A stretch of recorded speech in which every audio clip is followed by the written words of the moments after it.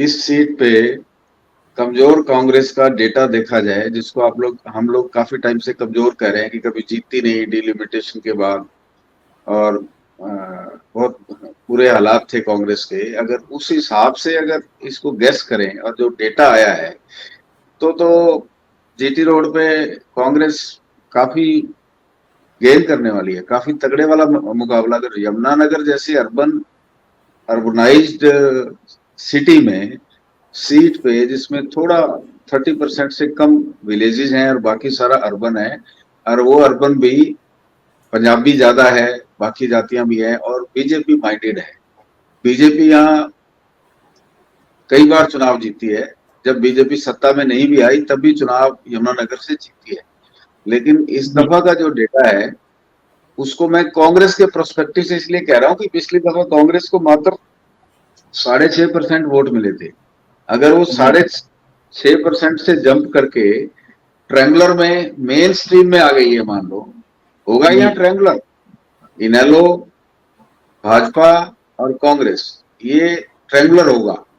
एक जी स्थिति ये बनती थी कि मान लो अगर भाजपा के खिलाफ एंटी इनकम्बेंसी है, तो पिछली दफा इनेलो बहुत कम मार्जिन से हारी थी, तो मेन जी इनेलो होती और कंपटीशन बीजेपी के साथ होता। लेकिन जो जी डेटा आ रहा है, वो जी सीरियस वाला ट्रायंगुलर होने जा रहा है, जिसमें इनेलो कहीं पीछे नहीं है। ट्रायंगुलर में इनेलो कहीं पीछे नहीं है।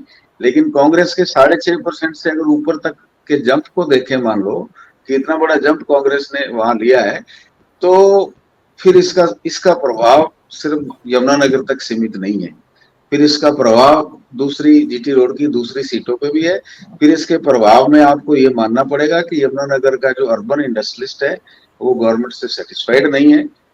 उसके कई रीजन हो सकते हैं। जीएसटी उसका रीजन हो सकता है, पॉल्यूशन डिपार्टमेंट का आतंक वहां रहता है, अपना माइनिंग माफिया का आतंक वहां रहता है।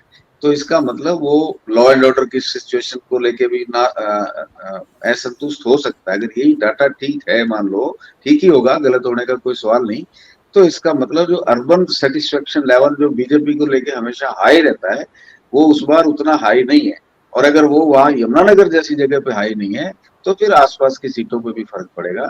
पर कुल मिला के डेटा ये कह रहा है कि ये ट्रायंगुलर वाली सीट है, यहाँ ट्रायंगुलर मुकाबला होगा। मान लीजिए 3 पार्टियों में चुनाव होता है और एक बेंचमार्क 33% का होता है कि 33-34% वोट जिस पार्टी को आएगा वो हावी है। अगर मैं कांग्रेस को वहां मेन स्ट्रीम में ट्रायंगुलर में बता रहा हूं, तो आप उसका जंप देख लीजिए कि उसका जंप कितने परसेंट का है, और उसका नतीजा अपने आप सामने। जो पार्टी 6-7% से उठ के मान लो 30 के ऊपर की रेंज में आ रही है, तो इतनी बड़ी ग्रोथ कोई कम तो नहीं होती है।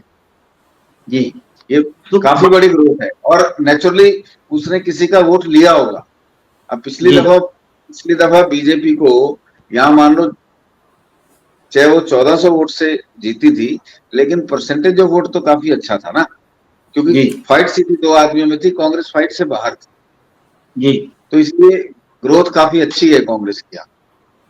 हरियाणा की हर राजनीतिक खबर के विश्लेषण के लिए हमारे चैनल जनमत हरियाणा को लाइक, शेयर और सब्सक्राइब करना ना भूलें। साथ ही बेल आइकन को भी प्रेस कर लें ताकि हर वीडियो की अपडेट आप तक पहुंचती रहे।